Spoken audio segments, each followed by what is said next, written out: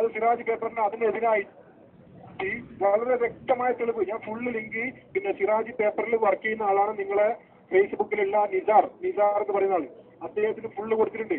പിന്നെ മുഹമ്മദ് രാമന്തളിയുടെ കസിനാണ് മറ്റേ വേറൊരാള്, ഞാൻ തെളിഞ്ഞിട്ടുണ്ട്. ചെയ്യുന്നുണ്ട്. നിങ്ങളെ കണ്ണടച്ച് ആളുകൾ മറ്റവരൊക്കെ ചെയ്തപ്പോ അത് കേട്ടിരിക്കാൻ എന്തായാലും പറ്റൂല. അതുകൊണ്ട് മാത്രമാണ് അവിടെ പ്രതികരിക്കുന്നത്. നിങ്ങൾ പറഞ്ഞോളൂ. ഓക്കെ, അപ്പൊ നിങ്ങളിപ്പോ വിവരിച്ചത് ഫേസ്ബുക്കിൽ നമ്മൾ നടന്ന ചർച്ചയുടെ പശ്ചാത്തലത്തെ കുറിച്ചാണ്. പക്ഷേ കാലങ്ങളോളമായിട്ട് ഇത്രയും പരസ്യമായ രൂപത്തിൽ വേദികൾ കെട്ടിക്കൊണ്ട് സുന്നികൾ തമ്മിൽ പരസ്പരം ഇങ്ങനെ ചെളിവാരി എറിയുന്ന ഒരു സാഹചര്യം കുറേ കാലങ്ങളായിട്ട് ഉണ്ടായിരുന്നില്ല. പിന്നെ അതിന് തുടക്കം കുറിച്ചത് ഷെഹ്റെ മുബാറക്ക് വിവാദത്തോടു കൂടിയാണ്. പ്രശ്നങ്ങൾ ഇത്രത്തോളം രൂക്ഷമാകാൻ സാഹചര്യമുണ്ടാക്കിയത്. അതിന് പ്രധാനമായിരിക്കുന്ന കാരണം എന്താണെന്ന് വെച്ചാൽ, ഷെഹ്റെ മുബാറക്ക് വിഷയത്തിൽ അഭിപ്രായ വ്യത്യാസമുണ്ടെങ്കിൽ ആ അഭിപ്രായ വ്യത്യാസം പറഞ്ഞു തീർക്കുവാനും പരിഹരിക്കുവാനുമുള്ള സാഹചര്യം പണ്ഡിതന്മാർ തന്നെ ആലോചിച്ചുകൊണ്ട് അതിനുചിതമായിരിക്കുന്ന രൂപത്തിൽ മാർഗത്തിലൂടെ മുന്നോട്ട് പോവുകയായിരുന്നു വേണ്ടത്. പക്ഷേ അതിന് ഒരു സാഹചര്യം ഉണ്ടാക്കാതെ തന്നെ പത്രസമ്മേളനങ്ങൾ വിളിച്ചുകൊണ്ട് പരസ്യമായ രൂപത്തിൽ മുജാഹിദുകളും ജമാഅത്തെ ഇസ്ലാമിക്കാരും പോലെയുള്ള ബിദ്ഈ കക്ഷികൾ അവർ തുടർന്നു വരുന്ന അവരുടെ പാരമ്പര്യത്തെ പിൻപറ്റിക്കൊണ്ട് സുന്നികളായിരിക്കുന്ന നമ്മൾ വെച്ച് പുലർത്തുന്ന ഇത്രയും കാലം നമ്മൾ കൊണ്ടു നടന്ന പാരമ്പര്യത്തെ പൂർണ്ണമായി തള്ളിക്കൊണ്ട് ഇത്തരം ബിദ്ഈ കക്ഷികളുടെ മാർഗത്തെ പിന്തുടർന്നുകൊണ്ട് ഒരു വിഭാഗം പരസ്യമായ വിഴുപ്പ് അലക്കലുകൾക്ക് വന്നപ്പോൾ ആണ് പ്രശ്നം ഇത്രയും രൂക്ഷമായിട്ടുള്ളത്.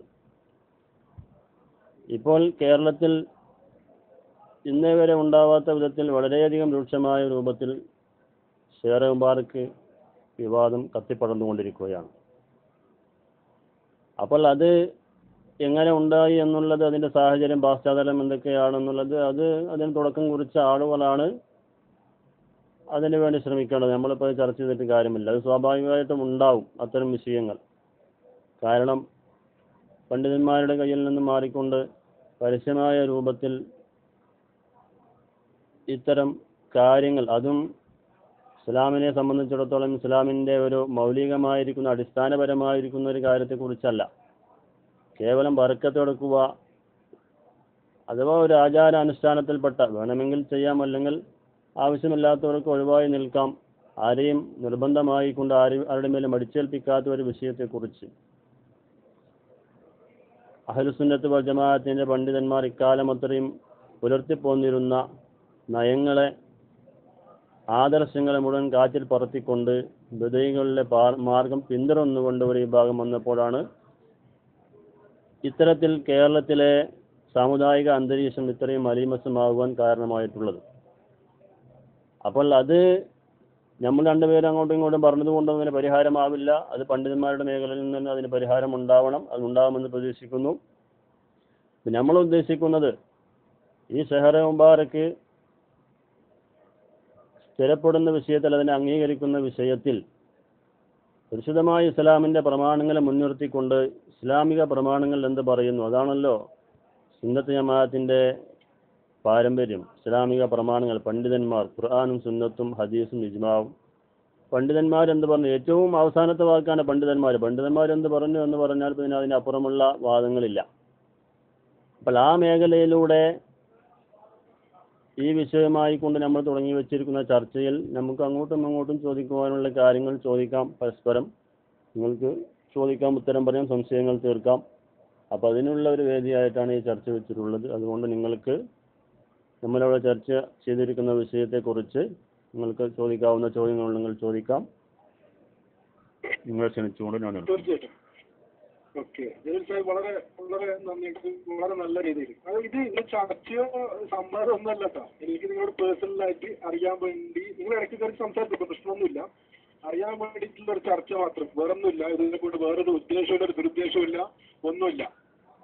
പിന്നെ നിങ്ങളിപ്പോ പറഞ്ഞത് തന്നെ നിങ്ങൾക്കറിയാം, മലക്കൽ സമ്മേളനത്തില് ഈ ഉസ്താദ് തന്നെ പറഞ്ഞിട്ടുണ്ട്, ഇസ്ലാമിൽ എല്ലാ ഞാൻ വായിക്കുന്നത് അന്ന് സുന്നി ഗ്ലോബലിന്റെ അടിമനായിരുന്നു. ഇത് വായിക്കുമ്പോഴും ആ വായിച്ച് കഴിഞ്ഞിട്ടും ഞാൻ സുന്നി ഗ്ലോബലിന്റെ അടിമൻ തന്നെയായിരുന്നു. പക്ഷെ ആ സനതാണെന്നാണ് നിങ്ങളും ഞാനും എല്ലാവരും തെറ്റിദ്ധരിച്ചത്. പക്ഷേ പിന്നീട് അമ്പലക്കടവ് ഫൈസി ഉസ്താദാണ് അത് സനതല്ല, അത് നസബയാണെന്ന് പറഞ്ഞത്. ആ ഒരു വിഷയം അവിടെ കിടക്കട്ടെ. പിന്നെയുള്ളത് ഈ മുടിയുടെ ആധിക്യം. ഇമാം അബ്ദുൽ ഖനിയുൽ നാബിസി റളിയല്ലാഹു അൻഹു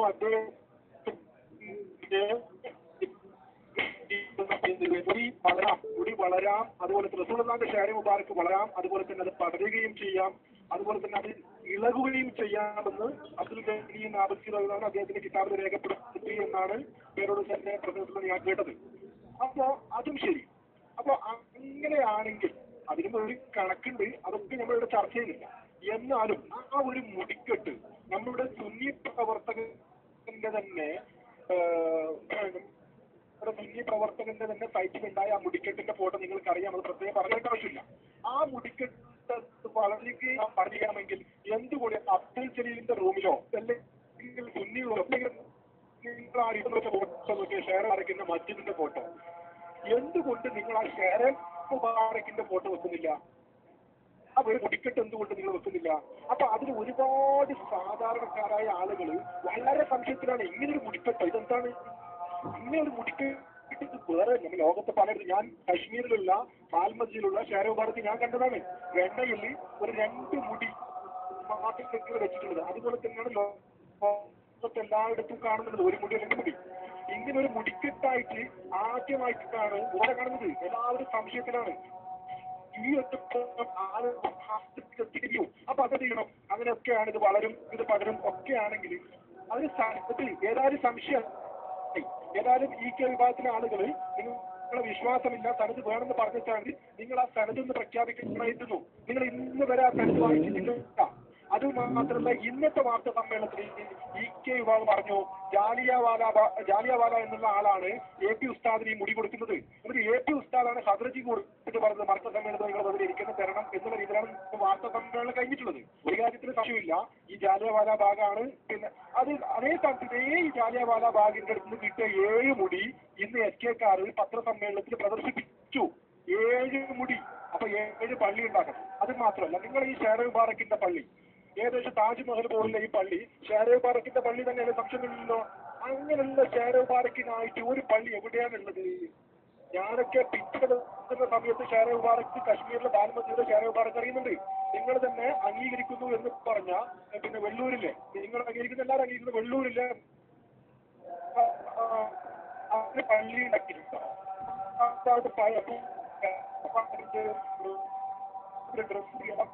അതൊന്നും അവിടെ പണുണ്ടാക്കിയിട്ടില്ലല്ലോ.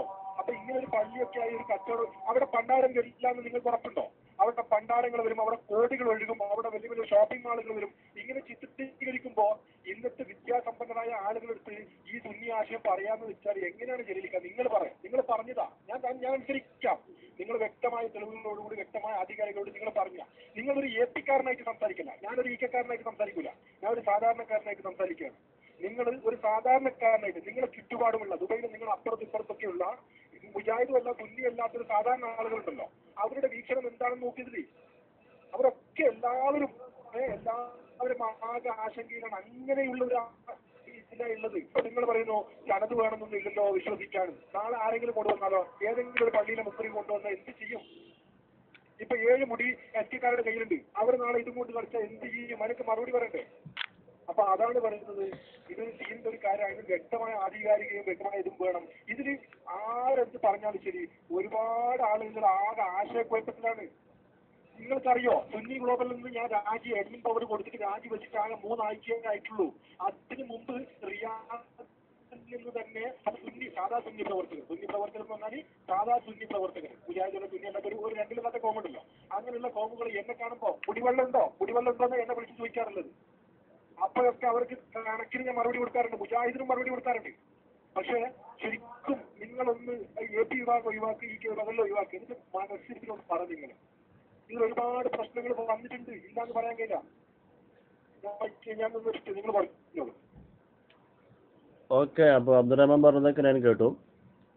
അപ്പോൾ നിങ്ങൾ ഇവിടെ ഇപ്പോൾ ഈ വിഷയത്തെക്കുറിച്ച് നിങ്ങൾക്കുണ്ടായിരിക്കുന്ന സന്ദേഹങ്ങൾ, നിങ്ങൾക്കുണ്ടായ സംശയങ്ങൾ കുറേ ഇവിടെ വിവരിച്ചു.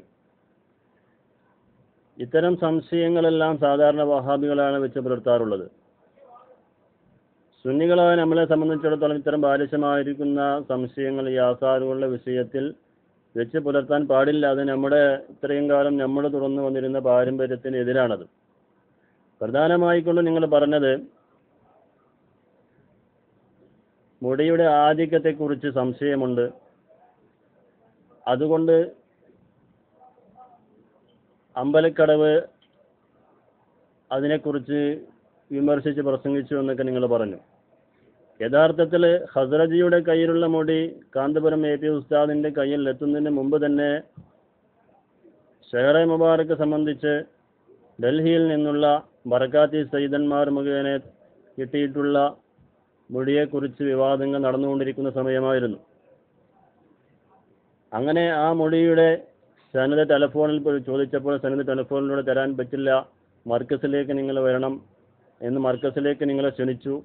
അതിൻ്റെ സനത് നോക്കുവാൻ വേണ്ടി നിങ്ങൾ ക്ഷണിച്ചു. അത് പരസ്യമായിക്കൊണ്ട് അതിൻ്റെ സനത് ഒന്നാമതായിക്കൊണ്ട് ബർക്കാത്തി സയ്യിദന്മാരിൽ നിന്ന് കിട്ടിയ മുടിയുടെ സനത് പരസ്യമായിക്കൊണ്ട് തന്നെ പരസ്യമായ വേദിയിൽ വെച്ചുകൊണ്ട് മഹാനായ AP ഉസ്താദ് അത് വായിക്കുകയും ചെയ്തിട്ടുണ്ട്. ആ സനദിനെ കുറിച്ച് നിങ്ങൾ പറഞ്ഞത് വളരെ വൈരുദ്ധ്യമായിരിക്കുന്ന രൂപത്തിലാണ് നിങ്ങൾ അതിനെക്കുറിച്ച് പ്രതികരിച്ചത്. ആദ്യം പറഞ്ഞു ആ സനദ് സ്വന്തമായി പടച്ചുണ്ടാക്കിയതാണ്. പിന്നെ ന്യൂസിലാൻഡിലുള്ള സ്വാലിഹി സക്കാഫി എന്ന് പറയുന്ന വ്യക്തിയുടെ മേലിൽ അദ്ദേഹം സ്വന്തമായി പടച്ചുണ്ടാക്കിയതാണ് എന്നെല്ലാം പറഞ്ഞുകൊണ്ട് വിവാദങ്ങൾ ഉണ്ടാക്കിയപ്പോൾ സ്വാലിഹി സക്കാഫി തന്നെ അതിന് സത്യാവസ്ഥ എന്താണ് എന്നുള്ളത് പുറത്ത് പറഞ്ഞ സമയത്ത് നിങ്ങൾ അതിനെക്കുറിച്ചൊന്നും പ്രതികരിച്ചില്ല. ഇപ്പോഴും ഒന്നാമതായി കൊടുത്ത സനദിനെ കുറിച്ച് നിങ്ങൾ വ്യക്തമായ രൂപത്തിൽ പ്രതികരിക്കുന്നില്ല. ചേലാരി സമസ്തയുടെ ആധിക അല്ല, ഞാൻ പറയുന്നത് കേൾക്കും. നിങ്ങൾക്ക്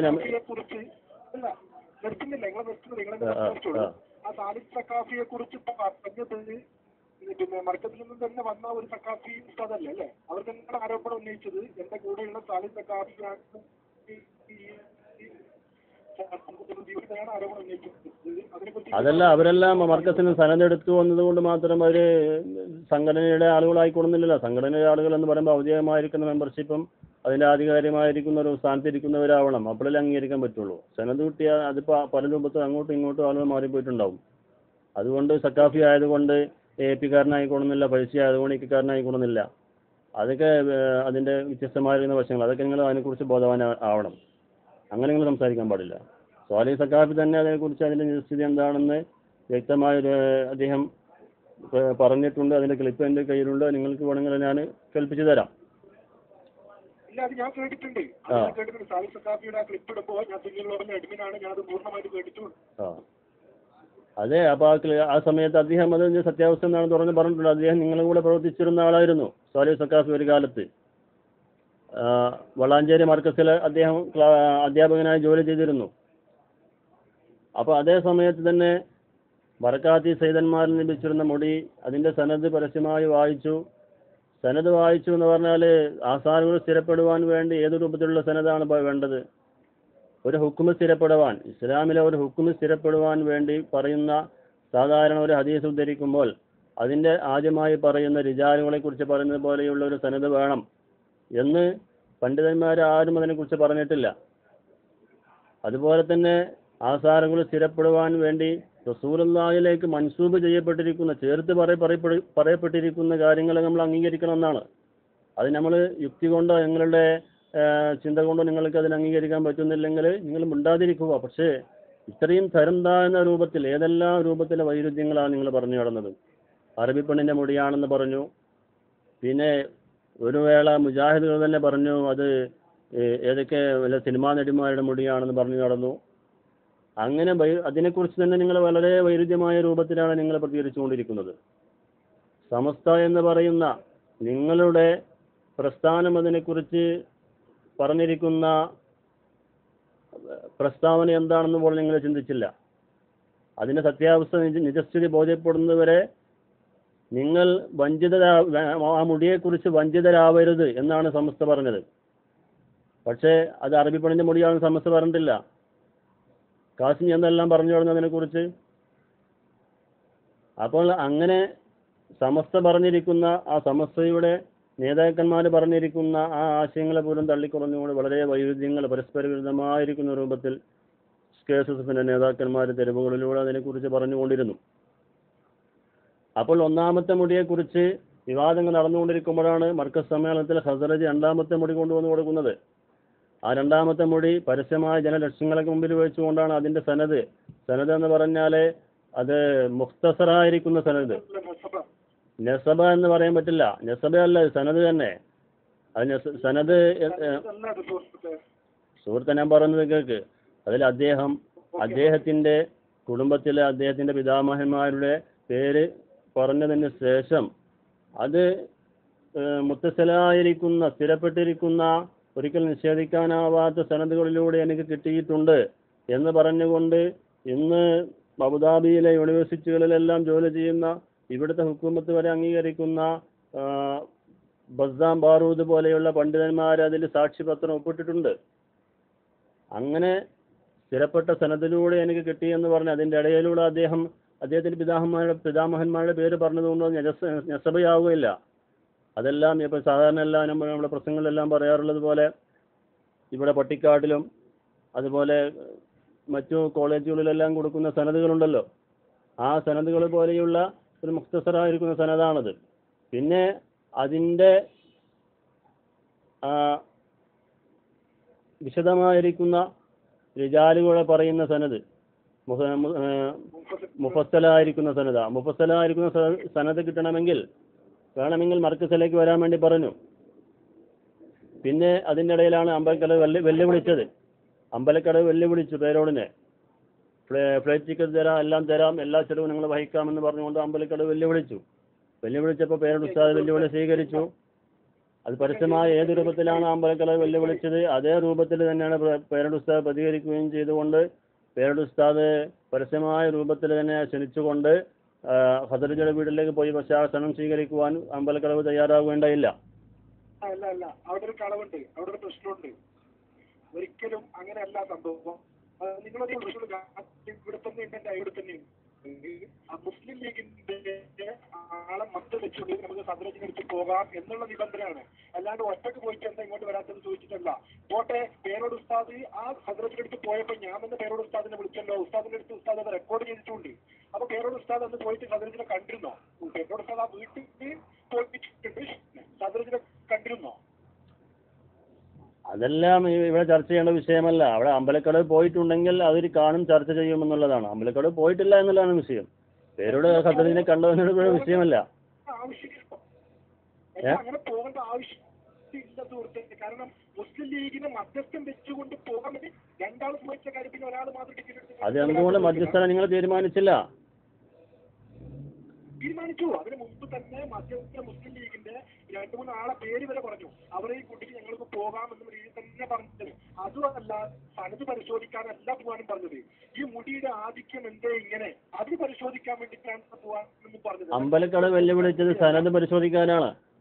പിന്നെ എന്തിനാണ് അവിടെ പോകുന്നത്? ക്ലിപ്പ് നമുക്ക് കേൾക്കാം. അതായത് മുടിയുടെ നിജസ്ഥിതി എന്താണെന്ന് സ്ഥിരപ്പെടുത്തുവാൻ വേണ്ടിയിട്ടാണ്. അത് രൂപത്തിൽ മുടിയുമായി ബന്ധപ്പെട്ട സംശയങ്ങൾ എന്തൊക്കെയുണ്ട്. ആധിക്യം മാത്രം സ്ഥിരപ്പെട്ടാൽ മതി. നിങ്ങൾ സനത് സ്ഥിരപ്പെടണ്ടേ? ഇപ്പൊ സനത് വേണ്ടെന്ന് പറയുന്നത്. പിന്നെ നിങ്ങൾ ആധിക്യം എന്ന് പറഞ്ഞ ആധിക്യത്തെക്കുറിച്ച് നിങ്ങൾ ഇങ്ങനെ പറഞ്ഞുകൊണ്ടേയിരിക്കുന്നുണ്ട്. പക്ഷേ മഹാനായ അബ്ദുൽ ഗനി നാബിൽ റളിയല്ലാഹു അൻഹു റിഹിലയിൽ പറഞ്ഞ് ഉദ്ധരിച്ചുകൊണ്ട് മഹാനായ യൂസുഫ് നബിഹാൻ റളിയല്ലാഹു അൻഹു ജവാഹിറുൽ ബിഹാറിൽ പറഞ്ഞ ആ ഉദ്ധരണിയെക്കുറിച്ച് നിങ്ങൾ എന്ത് പറയുന്നു? ഞാനല്ല ആദ്യം അങ്ങോട്ട് പറഞ്ഞത് നിങ്ങൾക്ക്. ഞാനതിന്റെ ആദ്യം തന്നെ പറഞ്ഞിട്ടാണ് അബ്ദുൽ ഗനി അദ്ദേഹത്തിന്റെ കിതാബില് ഇത് വളർന്നും പടർന്നും പറഞ്ഞിട്ടുണ്ട്. പിന്നെ എന്തുകൊണ്ട് നിങ്ങൾ മുബാറക്കിന്റെ ഫോട്ടോ നിങ്ങൾ ആരും നിങ്ങളുടെ ക്യാമറകളിലോ അല്ലെങ്കിൽ മറ്റേതും നിങ്ങൾ വെക്കാത്ത എന്ത്? അതാണ് എന്റെ ചോദ്യം. ഷെയർ മുബാറക്കിന്റെ ഫോട്ടോ വെച്ചോളുന്നില്ലല്ലോ. അത് നിങ്ങൾ ഇവിടെ പ്രചരിപ്പിക്കുന്ന ഫോട്ടോ ഏതാണ്? അത് മർക്കസിലുള്ള ഫോട്ടോ ആണോ? അല്ലല്ല, നമ്മുടെ സുന്നി സൈറ്റിൽ തന്നെ ആദ്യം വന്ന ആ വലിയൊരു മുടിക്കെട്ട്, ഹദ്റത്തിനടുത്തുള്ള വലിയൊരു മുടിക്കെട്ട്, അതിന്റെ ഫോട്ടോ, അതാണല്ലോ വിഷയം. കാരണം അപ്പൊ നിങ്ങളിപ്പോ പറഞ്ഞത് അബ്ദുൽ ഗനീം നാവൽഖുറുള്ള അദ്ദേഹത്തിന്റെ കിതാബിൽ രേഖപ്പെടുത്തിയിട്ടുണ്ട്.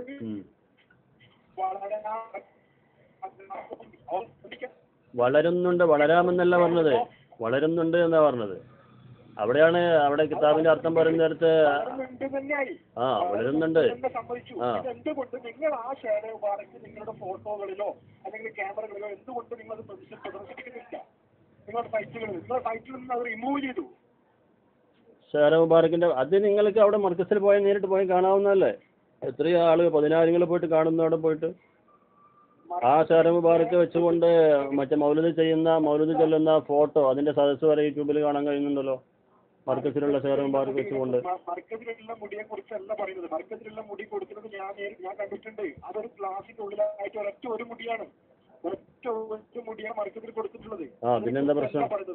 ഹദ്റത്തിന്റെ അടുത്ത് കൊടുക്കുമ്പോ ഹദ്റത്തിന്റെ അടുത്ത് ഒരു വലിയ മുടിക്കെട്ടുണ്ടല്ലോ, അതുകൊണ്ടാണല്ലോ ഇപ്പൊ ഇവിടെ വിവാദമായിട്ടുള്ളത്. ഹദ്റത്തിന്റെ അടുത്ത് മുടിക്കെട്ട് ഉണ്ട് എന്നുള്ളത് നിങ്ങൾക്ക് മനസ്സിലായി? നേരത്തെ പറഞ്ഞു ഹദ്റത്തിന്റെ അടുത്ത് അല്ല, മുടി, സിനിമാ നടിയുടെ മുടി എന്നൊക്കെ പറയുന്നുണ്ട്. അതേപോലെ തോന്നിപ്പിക്കുന്ന രീതിയിലുള്ള വലിയ ആ മുടി, അതെ മുടിക്കെട്ട് വരുന്നുണ്ട്. അത് അതിന്റെ ഫോട്ടോ എവിടെ നിന്ന് കിട്ടി നിങ്ങൾക്ക്? ആരാ പ്രചരിപ്പിച്ചത് ആ മുടിക്കെട്ട്? അതിന്റെ ഫോട്ടോ നിങ്ങൾക്ക് ഒരു മിനിറ്റ്.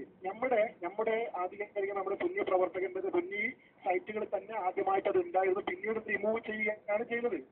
ഇനി നിങ്ങൾക്ക് സംശയം ഉണ്ടെങ്കിൽ പിന്നെ നമ്മുടെ തന്നെ ഉസ്താദ് മലബാറിലും അതുപോലെ പുണ്യ ഗ്ലോബലിലുള്ള ഉസ്താദ് അതുവരെ ഉസ്താദ്, അദ്ദേഹത്തെ അറിയാത്തവർ ആരുമില്ല. ഉസ്താദ് തന്നെ മയക്കെടുത്ത് അത് പറഞ്ഞതുമാണ്.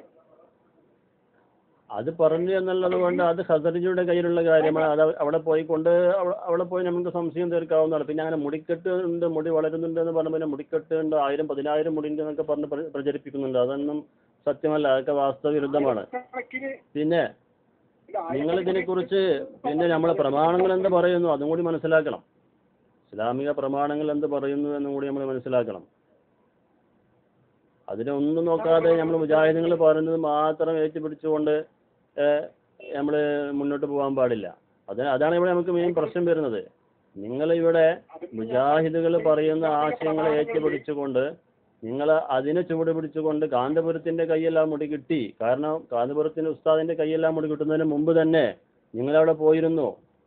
അമ്പലക്കട ഉസ്താദ് അതിനെക്കുറിച്ച് എന്തൊക്കെ പറഞ്ഞു? ആധികാരികമായിരിക്കുന്ന സ്ഥിരപ്പെട്ട രേഖകൾ കൊണ്ട് സ്ഥിരപ്പെട്ട വിഷയങ്ങളാണെന്നൊക്കെ പറഞ്ഞില്ലേ? അതിനെക്കുറിച്ചൊക്കെ എന്ത് പറയുന്നു?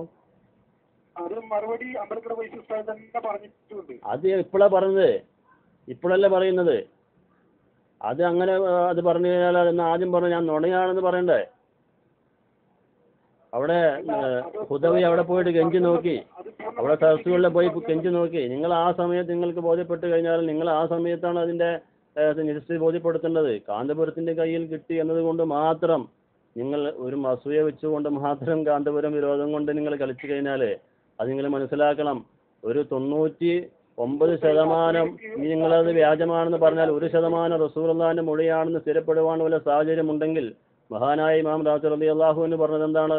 മന്നാദാ ശറത്തും മിൻ ശറാത്തി ഫഖദ് കഫറ എന്നാണ്.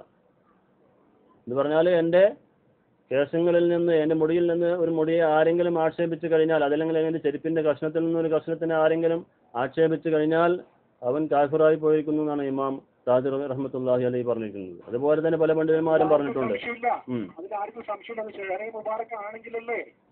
ഷെയർ മുബാറക്ക് അല്ല എന്നുള്ളത് നിങ്ങൾക്ക് എങ്ങനെ ഉറപ്പെട്ടു, സ്ഥിരപ്പെട്ടു? മർക്കസിൽ ഇപ്പൊ 3 മുടിയുണ്ട്.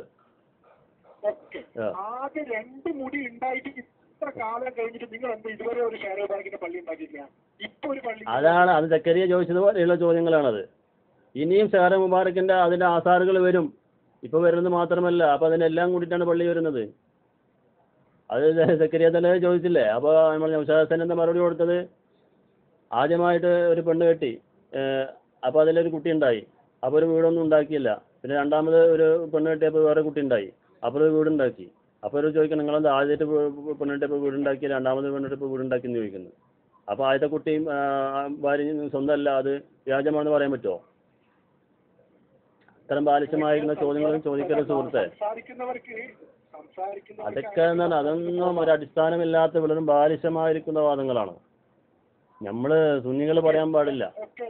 പിന്നെ നമ്മളൊരു കാര്യം കൂടി മനസ്സിലാക്കണം, വളരെ ആധികാരികമായിരിക്കുന്ന സ്ഥിരപ്പെട്ട രേഖകളിലൂടെ അത് അംഗീകരിക്കപ്പെട്ട ലോകത്ത് അറിയപ്പെട്ട ഗവൺമെന്റുകളിലൂടെ അത് പരിപാലിക്കപ്പെടുന്ന എന്ന് പറഞ്ഞിട്ട് പറഞ്ഞിട്ടാണ് ഹസ്രജയുടെ കയ്യിലുള്ള മുടിയെക്കുറിച്ച് അമ്പലക്കട വിശദീകരിച്ചത്. എന്നിട്ട് അതിനെക്കുറിച്ച് വളരെ ലാഘവത്തോടെയാണ് മറ്റേ ഖുർആൻ പ്രഭാഷകൻ കാസിമി പറഞ്ഞത് എന്താണ്, വലിയ പടല പെട്ടത് അമ്പലക്കട ഉസ്താദ് പറ്റിച്ചു എന്ന് പറഞ്ഞു. യഥാർത്ഥത്തിൽ മർക്കസിലെ സമ്മേളനത്തിൽ ഹസ്രജിന്റെ കയ്യിലുള്ള മുടി കിട്ടി എന്ന് പറഞ്ഞതിന്റെ പിറ്റേ ദിവസം പട്ടിക്കാട് സമ്മേളനത്തിൽ വെച്ചുകൊണ്ട് അമ്പലക്കടവ് പൈസ പറയുന്നുണ്ട്. എന്താ പറയുന്നത്? അവിടുത്തെ പൈസ കുട്ടികൾ പറഞ്ഞു മർക്കസിലെ മുടിയെ എതിർത്തുകൊണ്ട് നിങ്ങൾ സംസാരിക്കണം എന്ന് പറഞ്ഞു. അപ്പോൾ അവിടെ വെച്ചുകൊണ്ട് അമ്പലക്കടവ് പ്രസംഗിച്ചത് എന്താണ്? അത് സ്വപ്നത്തിലൂടെ കിട്ടിയത് തന്നെ, അതോടുകൂടി കഴിഞ്ഞു അതിന്റെ കഥ. അപ്പോൾ നിങ്ങൾക്ക് എന്തുള്ളത് വെറും വൈരാഗ്യം അസൂയ മാത്രമേ ഉള്ളൂ എന്ന് ആ വാക്കിൽ നിന്ന് മനസ്സിലാക്കാൻ പറ്റും. അന്ന് സനദിനെ കുറിച്ച് നിങ്ങൾക്ക് വിഷയമില്ല, വെറും സ്വപ്നത്തിലൂടെ കിട്ടി എന്നത് കൊണ്ട് മാത്രം അതിന്റെ കഥ കഴിഞ്ഞു എന്ന് പറഞ്ഞ് ഫസ്റ്റ് ആദ്യം തന്നെ നിങ്ങൾ അതിനെ തള്ളിപ്പറയുകയാണ് ചെയ്ത ആ സമ്മേളനത്തിൽ വെച്ചുകൊണ്ട്.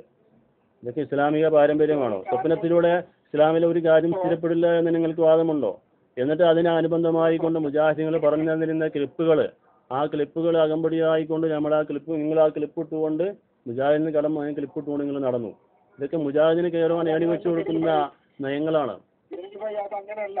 സ്വപ്നത്തിനെ കുറിച്ച് പറഞ്ഞത് അതിന് മുമ്പ് വേറെ സ്വപ്നമുണ്ടല്ലോ. പാക്കര ഉസ്താദ് സ്വപ്നം കണ്ടത് പിന്നെ കാന്തപുരം ഉസ്താദ് ടിക്കറ്റ് കൊടുത്താൽ അത് ഇവിടുന്ന് വെള്ളം കുടിക്കാൻ പറ്റും എന്നുള്ള രീതിയിലൊക്കെയുള്ള സ്വപ്നങ്ങൾ കണ്ടതിന്റെ കൂടെ ഇതൊന്ന് എഴുതി വായിക്കുന്നേ ഉള്ളൂ. അത് നമുക്കൊരു കാര്യം ചെയ്യാം. തൽക്കാലം ആ ഷാരിഫ മുബാറക്ക് വിഷയം, കാരണം അതിപ്പോ ഇന്ന് പിന്നെ വളരെ വ്യക്തമായിട്ട് ഈ വിഭാഗം പത്രസമ്മേളനം വിളിച്ചിട്ട് ഒരു ഇത് കൊടുത്തിട്ടുണ്ട്. അതിനെ കുറിച്ച് ഇന്ന് 10 മണിക്ക് ഇതിലെ മലബാർ ഇസ്ലാമികൾ 10 മണിക്ക് അതിനെ കുറിച്ച് വിശദീകരണം വരുന്നുണ്ട്. ആ പത്രസമ്മേളനത്തിൽ സിറാജിന്റെ പ്രതിനിധികളെ നിങ്ങൾ എന്തുകൊണ്ട് ക്ഷണിച്ചില്ല? അതുകൊണ്ട് ആ പത്രസമ്മേളനത്തെക്കുറിച്ച് ഓരോ വാചകത്തിനെയും എടുത്ത് ഉദ്ധരിച്ചുകൊണ്ട് വിശദീകരിക്കുന്നുണ്ട്. ഇന്ന് 10 മണിക്ക് മലബാർ ഇസ്ലാമിക് ക്ലാസ് റൂമിൽ അതിനെ കുറിച്ച് നടക്കുന്നു. നിങ്ങൾ അതിലേക്ക് ഞാൻ ക്ഷണിക്കുന്നു. നിങ്ങളവിടെ ഉണ്ടാവുമെന്ന് ഞാൻ വിചാരിക്കുന്നു. ഞാൻ വരും. ഞാൻ തീർച്ചയായിട്ടും നിങ്ങൾക്ക് അവിടെ കാണാൻ ഞാൻ കേൾക്കുകയും ചെയ്യും. പിന്നെ ഒരു കാര്യം കൂടി നമ്മൾ മനസ്സിലാക്കേണ്ടത് വെച്ചാൽ പിന്നൊരു കാര്യം കൂടി, ഹിജ്റയ്ക്ക് ശേഷം കിതാബുകൾ മഹാനായ ഇമാം നവവി റളിയല്ലാഹു അൻഹുവിന്റെയും അതുപോലെയുള്ള പണ്ഡിതന്മാരുടെയൊക്കെ മുസ്ലിം ലോകം അംഗീകരിക്കുന്ന പണ്ഡിതന്മാരിൽ നിന്നെല്ലാം സ്ഥിരപ്പെട്ടിരിക്കുന്ന കാര്യം, അതായത് ഹിജ്റയുടെ ശേഷം 6 വർഷത്തിന്റെ ശേഷമാണ്, ഹിജ്റയുടെ ശേഷം നബി സല്ലല്ലാഹു അലൈഹി വസല്ലമ തലയിൽ നിന്ന് മുടി നീക്കുന്നത് 6 വർഷത്തിന് ശേഷമാണ്. 6 വർഷത്തിന് ശേഷം 6 വർഷം ഒരാൾ തലയിൽ നിന്ന് മുടി നീക്കാതിരുന്നാൽ എത്രത്തോളം ആ മുടിക്ക് നീളം വരും? അതൊന്ന് ചിന്തിച്ച് നോക്കുക. റസൂലുള്ളാഹി സ്വല്ലല്ലാഹു അലൈഹി വസല്ലം തങ്ങളുടെ നെഞ്ച് വരെ നീണ്ടു കിടക്കുന്ന 4 മുടിക്കെട്ടുകൾ കാണാൻ കഴിഞ്ഞു എന്ന് പറഞ്ഞ അനുഭവസ്ഥരെ പറഞ്ഞ ഹദീസുകൾ നമുക്ക് കാണാൻ കഴിയും. എന്നിട്ട് അതിന് ശേഷം 3 വർഷം കഴിഞ്ഞിട്ടാണ് പിന്നെ ഹജ്ജത്തുൽ വദാഇൽ നിബിധങ്ങൾ മുടി കളയുന്നത്. ഈ സമയത്തെല്ലാം റസൂലുള്ളാഹി സ്വല്ലല്ലാഹു അലൈഹി വസല്ലം തങ്ങൾ സഹാബത്തിന് മുടി വിതരണം ചെയ്തു. അബൂ തുൽഹ റളിയല്ലാഹു അൻഹുവിന്റെ കയ്യിൽ കൊടുത്ത മുടി ഒരു ഭാഗം മുഴുവനും അബൂ തുൽഹ റളിയല്ലാഹു അൻഹുവിന്റെ കയ്യിൽ കൊടുത്ത് അബൂ തുൽഹ റളിയല്ലാഹു അൻഹു കയ്യിൽ സൂക്ഷിക്കുകയാണ് ചെയ്തത്. അതേ സമയത്ത് ഒരു ഭാഗത്ത് മാത്രമേ വിതരണം ചെയ്തിട്ടുള്ളൂ. ഒരു ഭാഗത്തുള്ളത് മുഴുവനും അബൂ തുൽഹ റളിയല്ലാഹു അൻഹുവിന്റെ കയ്യിൽ സൂക്ഷിക്കുകയാണ് ചെയ്തത്. ഒരാളെ തലമുടിയിൽ എത്രത്തോളം മുടി കാണും? അപ്പൊ അങ്ങനെയുള്ള കാര്യങ്ങൾ നമ്മൾ ചിന്തിക്കേണ്ട കാര്യമുണ്ട്.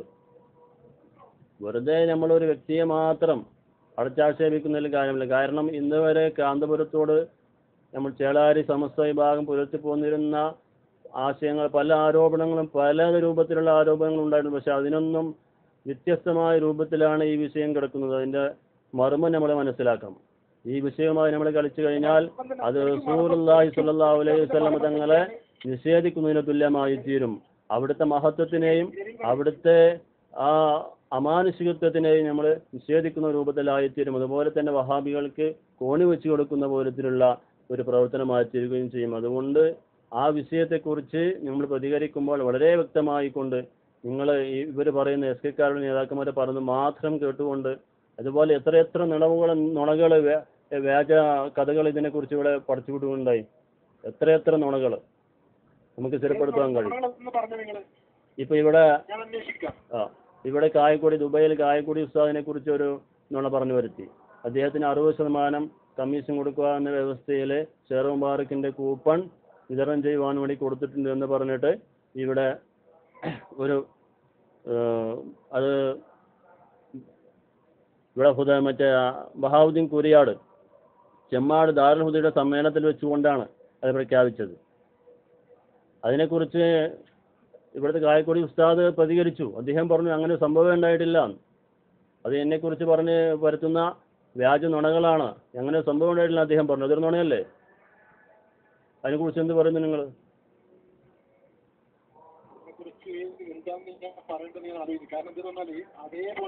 അപ്പൊ നിങ്ങൾ ആലോചിക്കണം, ഇത് പറഞ്ഞത് നിങ്ങൾ ആലോചിക്കണം, വളരെ ആലോചിച്ചുകൊണ്ട്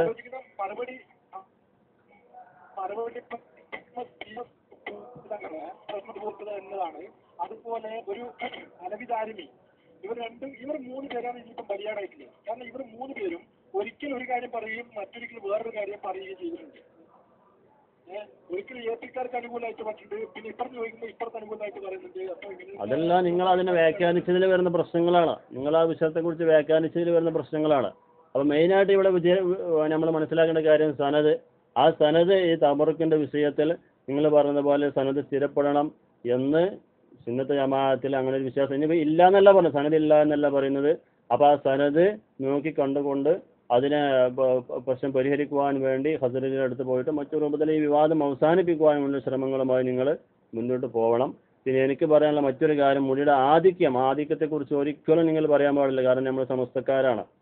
നിങ്ങൾ 2 വിഭാഗത്തിലാണെങ്കിൽ നമ്മൾ മുൻകാല പണ്ഡിതന്മാരുടെ പാരമ്പര്യത്തെ പിൻപറ്റുന്നവരാണ്. അപ്പോൾ അതിൽ പണ്ഡിതന്മാർ പറഞ്ഞതാണ് 6 വർഷം ഹുദൈബിയ സന്ധിയിൽ, 6 വർഷത്തിന് ശേഷം ഹുദൈബിയ സന്ധിയിൽ നബി സല്ലല്ലാഹു അലൈഹി വസല്ലം മുടി നീക്കി. അതിനുശേഷം 3 വർഷത്തെ ഇടവേളയ്ക്ക് ശേഷം ഹജ്ജത്തുൽ വിദാഇൽ നബി സല്ലല്ലാഹു അലൈഹി വസല്ലമ മക്ക അവിടെ തവാഫിന് വരുമ്പോൾ അവിടുത്തെ തലയിലെ മുടി നീക്കുകയുണ്ടായി. ആ സമയത്ത് നെഞ്ചുവരെ നീണ്ടു കിടക്കുന്ന 4 മുടിക്കെട്ടുകൾ ഉണ്ടായിരുന്നുവെന്ന് ഉമ്മുഹാനി റളിയല്ലാഹു അൻഹു പറഞ്ഞതായി തുർമുദിയും ഇബ്നു മാജിയും റഹ്മത്തുള്ളാഹി അലൈഹി റളിയല്ലാഹു അൻഹും അവർ ഉദ്ധരിച്ചിരിക്കുന്ന ഹദീസിൽ വന്നിട്ടുണ്ട്. അതൊക്കെ ഞാൻ സമ്മതിച്ചു. പിന്നെ എന്തുകൊണ്ട് നിങ്ങളുടെ ഒരൊറ്റ ഫ്ലെക്സിലും അല്ലെങ്കിൽ ഒരൊറ്റ നിങ്ങളുടെ ക്യാമറകളിലും നിങ്ങളുടെ ഫോട്ടോകളിലും എന്തുകൊണ്ട് ആ നീളമുള്ള ഷാരോ വർഗിന്റെ ഫോട്ടോ നിങ്ങൾ കൊടുക്കാത്തത് എന്തെന്നല്ല ചോദ്യം. ആ മുടിക്കെട്ടിന്റെ ഫോട്ടോ നിങ്ങൾ എന്തുകൊണ്ട് കൊടുക്കുന്നില്ല? അത് കൊടുത്തു കഴിഞ്ഞാൽ പ്രശ്നം പരിഹരിക്കപ്പെടുമോ? അത് ഇവിടെ ഇതുവരെ ആരും ചോദിക്കപ്പെടാത്തൊരു ചോദ്യമാണ്. ഇവിടെ സനദിനെ കുറിച്ചാണ് ഇവിടെ വിവാദം നടക്കുന്നത്. ഹസ്രജിയുടെ കയ്യിലുള്ള മുടിക്കെട്ടിനെ കുറിച്ച് അത് എന്താണെന്നുള്ളത് ഇവിടെ ഫ്ലെക്സുകളിലോ അതോ മറ്റു രൂപത്തിൽ ഇവിടെ പ്രചരിപ്പിക്കപ്പെടുന്ന ഫോട്ടോ അത് സത്യമായിക്കൊള്ളുന്നില്ല. അത് അവിടെ പോയിട്ട് സത്യമല്ല എന്ന് പറയണം.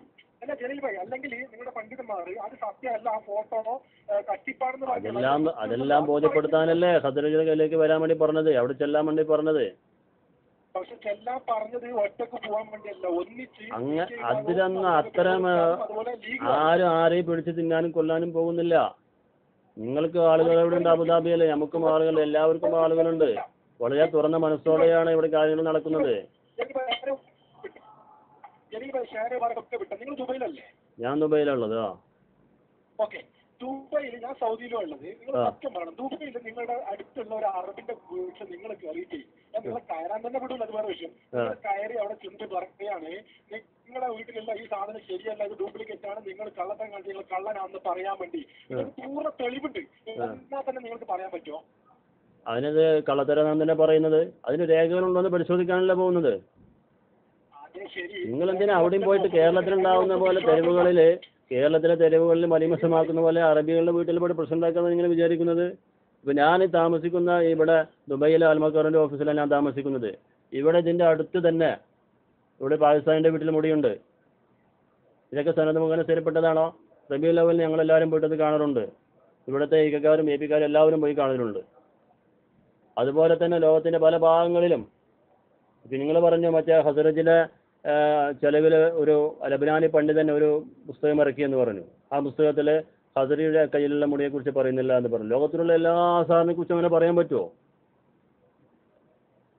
അപ്പം അങ്ങനെയുള്ള എവിടെയൊക്കെ ആസാറുകൾ കിടക്കുന്നു അതെല്ലാം ഈ രൂപത്തിൽ ഇത്തരം വാദഗതികളെ ഉന്നയിച്ചുകൊണ്ട് നിങ്ങൾ പറയുന്ന വ്യക്തമായ ഖണ്ഡിതമായിരിക്കുന്ന തെളിവുകളിലൂടെ സ്ഥിരപ്പെട്ടതാണ് എന്ന് നിങ്ങൾക്ക് പറയാൻ പറ്റുമോ? അങ്ങനെ വാദമുണ്ടോ? നമുക്ക് ആ വിഷയം ഇന്ന് നിങ്ങളോട് 10 മണിക്ക് അത് മറുപടി കേട്ടിട്ട് നമുക്ക് തീരുമാനിക്കാം. തൽക്കാലം നിങ്ങൾ ഇതിന്റെ കാതലായ ഒരു വിഷയം ഉണ്ടല്ലോ, കാതലായ ഒരു വിഷയം എന്നാൽ AP ഉസ്താദ് സമസ്തയിൽ നിന്ന് പോയിട്ട് മറ്റൊരു സംഘടന ഉണ്ടാക്കി. അത് എന്താണ് അതിന് കാരണം? എന്താണ് അതിന്റെ എപ്പോഴാണ് AP ഉസ്താദ് സമസ്തയിൽ വന്നതും എപ്പോഴാണ് പിരിഞ്ഞു പോയതും? എന്താണ് അതിന് കാരണം? അതൊരു ചുരുക്കി പറയാൻ പറ്റുമെങ്കിൽ. അതിപ്പോൾ നമ്മളുടെ ഇവിടുത്തെ വിഷയമല്ലല്ലോ. നമ്മളുടെ വിഷയം വെച്ചിരുന്നത് സമസ്തനെ കുറിച്ചല്ലല്ലോ, ഷാറൂഖ് മുബാറക്കിനെ കുറിച്ചല്ലേ? നമ്മുടെ ഫേസ്ബുക്കിൽ ചർച്ച ചെയ്തത് അതുണ്ടായിരുന്നു. നിങ്ങളുടെ ഒരു ലീഗിനെ എതിർത്തുകൊണ്ട് ഞാൻ അടിച്ചിരുന്നു. ഞാൻ അവിടെ ഇരിക്കുന്ന കാര്യങ്ങളിൽ സത്യമല്ല എന്ന് ബോധ്യപ്പെടുന്ന കാര്യം നിങ്ങൾക്ക് പറയാം. നിങ്ങൾ വായിച്ച ആളല്ലേ? നിങ്ങൾ അതിൽ ആദ്യം ഹെഡിങ് തന്നെ കൊടുത്തത് യഥാർത്ഥ സമസ്ത. യഥാർത്ഥ സമസ്ത എന്ന് പറഞ്ഞാൽ ആ സമസ്തയുടെ ആശയാദർശങ്ങൾ, മുൻകാല പണ്ഡിതന്മാരുടെ ആശയങ്ങളിൽ അടിയുറച്ചുകൊണ്ട് സമസ്തയെ മുന്നോട്ട് നയിക്കുന്ന സമസ്ത എന്ന് അതിന് ഉദ്ദേശമുള്ളൂ. അല്ലാണ്ട് പല കെട്ടിടങ്ങൾ കിട്ടിയ പഴയ ഓഫീസ് കിട്ടിയവരോ അല്ലെങ്കിൽ കോടതി മുഖേന അംഗീകരിച്ചതോ അങ്ങനെയുള്ള വാദത്തെക്കുറിച്ചല്ല പറഞ്ഞത്. ആശയത്തിൽ പൂർവ്വകാല പണ്ഡിതന്മാരുടെ ആശയ ആദർശങ്ങളിൽ ഇന്ന് ആ പണ്ഡിതന്മാരെ പിൻപറ്റിക്കൊണ്ട് ആരാണ് സമസ്യയെ മുന്നോട്ട് നയിക്കുന്നത്, അത് അതിന് ഉദ്ദേശമുള്ളൂ. ഇത് വാശിക്ക് വേണ്ടിയിട്ട് മറ്റൊരു വേണ്ടിയിട്ടൊന്നുമല്ല. ഒരു സാധാരണക്കാരന്റെ സംശയം, കണ്ണിയത്ത് ഉസ്താദും ഈ ഉസ്താദും ജീവിച്ചിരിക്കുന്ന സമയത്ത് എന്തിനാണ് അവർ അവരുടെ പ്രസിഡന്റ് സ്ഥാനത്ത് തുടർന്നു, സെക്രട്ടറി സ്ഥാനത്ത് തുടർന്നു? ആ സമയത്ത് എന്തിനാണ് മറ്റൊരു സംഘടന ഉണ്ടാക്കി പോയത്? എന്താണ് അതിലുള്ള വിഷയം? അതേക്കുറിച്ച് ഞാൻ സംസാരിച്ചാൽ അവിടെ SYSനെ പിരിച്ചുവിടുവാനും സുന്നിമാലിന്യ ഫെഡറേഷൻ എന്ന് പറയുന്ന ഒരു സംഘടനയെ രൂപീകരിക്കുവാനും വേണ്ടി ഉണ്ടായ സാഹചര്യങ്ങളാണ് മെയിനായിട്ട് അതിനുള്ള പ്രശ്നങ്ങൾ ഉണ്ടായിട്ടുള്ളത്. ആ സമയത്തൊന്നും കണ്ണിയത്ത് ഉസ്താദ് അവിടെ പ്രസിഡന്റ് സ്ഥാനത്ത് അവിടെ ഇരിക്കാറില്ല. അതെല്ലാം താജുൽ ഉലമയാണ് ആ സമയത്തെല്ലാം കൈകാര്യം ചെയ്യുന്നത്. ആ സമയത്ത് ഭൂരിപക്ഷത്തിന്റെ ശംസുൽ ഉലമയുടെ ആദർശങ്ങളെ നമ്മളെന്നും അംഗീകരിക്കുന്നുണ്ട്. ആദർശം നിങ്ങൾ ആദർശത്തെ വിടാം. നമ്മൾ കാതൽ അവിടെയാണ്, ആദർശമാണ്. നമുക്കിവിടെ പേരിൽ എന്തിരിക്കുന്നതല്ല. പിന്നെ പേര് ഉള്ളിൽ മദ്യം നിറച്ചിട്ട് പുറത്ത് ജ്യൂസ് എന്ന് എഴുതി വെച്ച് കഴിഞ്ഞാൽ നമുക്ക് അംഗീകരിക്കാൻ പറ്റില്ലല്ലോ. അത് നിങ്ങൾ ചിന്തിക്കണം. പക്ഷെ നമ്മൾ ചിന്തിക്കുന്നുണ്ട്. അതായത് നിങ്ങൾ പറയുന്നത് പോലെ നിങ്ങൾ പറഞ്ഞ ഒരു കാലത്ത് ഏൽപ്പിക്കാൻ ഞാൻ ഈ കക്കാരുടെ കോളേജിൽ പഠിച്ച ആളാണ്. ഒരുപാട് കാലം ഈ വിഭാഗത്തിന്റെ കോളേജിൽ പഠിച്ച ആളാണ്. എനിക്കിതിന്റെ അന്ന് ഉസ്താദിന്റെ പേരിൽ ഫാത്തി ഒന്നിട്ടേ കിടക്കാറുള്ളൂ എന്നൊക്കെയാണ് പറയാറുള്ളത്. അതുകൊണ്ട് ഞാൻ ചോദിച്ചത്, നിങ്ങൾ ഉസ്താദിനെ അംഗീകരിക്കുന്നില്ലെന്ന് ചോദിച്ചപ്പോൾ ഇങ്ങനെ പറഞ്ഞു ഉസ്താദിന്റെ മുദ്ര ഇത് അംഗീകരിക്കുന്നു, ആശയം അംഗീകരിക്കുന്നു, ഉസ്താദിനെ അംഗീകരിക്കുന്നില്ല എന്നാണ് പറഞ്ഞത്. പിന്നെ ഉസ്താദിന്റെ ആദർശം അംഗീകരിക്കുന്നവർ നമ്മൾ ആദർശപരമായിരിക്കുന്ന ബന്ധമല്ലാതെ പിന്നെ വേറെന്ത് ബന്ധമുള്ളത്? കുടുംബപരമായിരിക്കുന്ന ബന്ധമുണ്ട്. ഉസ്താദിന്റെ ആദർശം അംഗീകരിക്കുന്നു. അതെ. ഉസ്താദ് AP ഉസ്താദിനെ കുറിച്ച് അബ്ദുള്ള ബിൻ ഉബയ്യ് ബിൻ സലൂൽ എന്ന് പറഞ്ഞിട്ടുണ്ട്. എവിടെ പറഞ്ഞിട്ടുണ്ട്? അദ്ദേഹത്തെ കുറിച്ചിട്ട് AP ഉസ്താദിനെ കുറിച്ച് പിന്നെ ഇങ്ങനെയാണ് പറഞ്ഞത്, അബ്ദുള്ള ബിൻ ഉബയ്യ് ബിൻ സലൂൽ എന്നുള്ള ആ ഒരു അബ്ദുള്ള ബിൻ ഉബയ്യ് ബിൻ സലൂല് മദീനയിലെ മുനാഫിക്കുള്ള നേതാവായിരുന്നു. അതേ സ്ഥാനമാണ് ഏറ്റവും ശംസുൽ ഉലമ ഒരു പ്രസംഗത്തിൽ പറഞ്ഞിട്ടുള്ളത്. അവിടെ പറഞ്ഞിട്ടുണ്ട്. അതിന്റെ സാഹചര്യം എന്താണെന്ന് വ്യക്തമായി കേൾപ്പിക്കണം. അത് കേൾപ്പിച്ചാൽ അതേ സമയത്ത് AP ഉസ്താദിനെ കുറിച്ച് ഈ ഉസ്താദ് പറഞ്ഞ കാര്യങ്ങൾ എൻ്റെ കയ്യിലുണ്ട്, പലതുണ്ട്. നമുക്കതിനെ കുറിച്ചല്ല അതെല്ലാം വെച്ചുകൊണ്ട് ചർച്ച ചെയ്യാം. അതെ. അപ്പോൾ പിന്നെന്ത് പറയുന്നത്, നമ്മളിത് ചർച്ചയുമായിട്ട് ഇവിടെ മുന്നോട്ട് പോകണോ അതോ? കാരണം ഇപ്പോൾ അവിടെ ലൈവ് പരിപാടി തുടങ്ങേണ്ട സമയമായി. 10 മണിക്ക് തുടങ്ങുന്ന ചിലപ്പോൾ തുടങ്ങിയിട്ടുണ്ടാവും.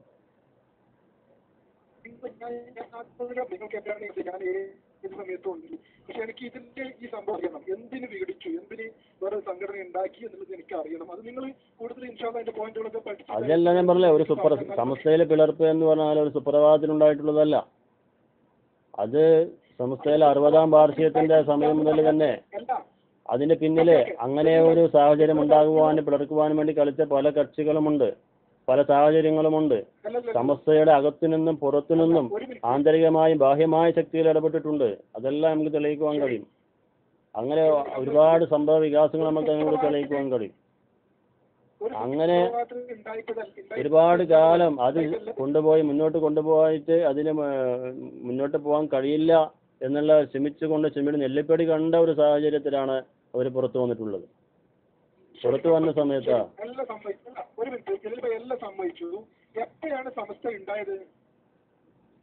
സമസ്ത ഉണ്ടാകാതെ നിങ്ങൾക്ക് എനിക്ക് അറിയില്ല. 1926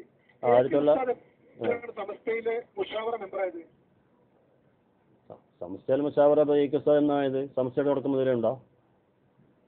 എ പി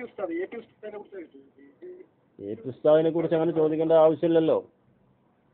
എ പി ഉസ്താദ് നിലവിലെ ഉസ്താദ് 1926 കണ്ണിയത്ത് ഉസ്താദ് അതിലെ സംസ്ഥയിലെ മെമ്പർ 26ാമത്തെ വയസ്സിൽ മെമ്പറായിരുന്നു. പക്ഷെ എ പി ഉസ്താദ് വരുന്ന ഈ അടുത്ത കാലത്ത് 1974 വരികയും 74 വന്നിട്ട് 89 തന്നെ വേറെ സംഘടന ഉണ്ടാക്കി പോവുകയും ചെയ്തു.